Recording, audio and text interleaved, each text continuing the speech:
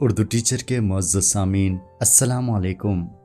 آج کی ویڈیو میں ہم بات کریں گے علامتیت کے حوالے سے۔ اردو میں علامتیت کی اصطلاح انگریزی کی اصطلاح سمبلزم کے متبادل کے طور پر استعمال کی جاتی ہے۔ علامتیت کا لفظ علامت سے نکلا ہے، جس کے لغوی معنی نشان، سراغ، اشارہ، مہر اور مالک کی طرف سے شناخت کا نشان کے ہیں۔ ادبی اصطلاح کے طور پر علامتیت کا مفہوم یہ ہے کہ نظم و نثر میں کسی شے یا کسی حقیقت کا براہ راست اظہار کرنے کی بجائے اس کی علامت کے ذریعے اس کا اظہار کیا جائے۔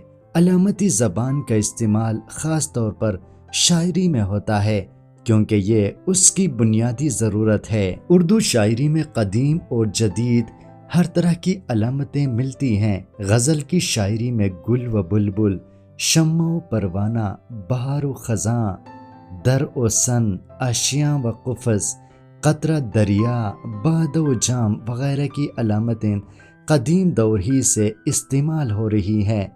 بعض شعراء نے ان قدیم علامتوں کو نئے مفاہیم میں بھی استعمال کیا ہے اور ان کے قدیم مفاہیم میں اضافے بھی کیے ہیں۔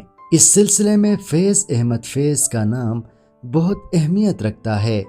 مثلا انہوں نے فرہاد کو مثالی عاشق کی بجائے مزدور طبقے کی علامت کے طور پر استعمال کیا ہے۔ اردو شاعری میں جدید نظم نگاروں نے نئی فلسفیانہ، نفسیاتی، سماجی، معاشی اور سیاسی علامتیں وضع کی ہیں۔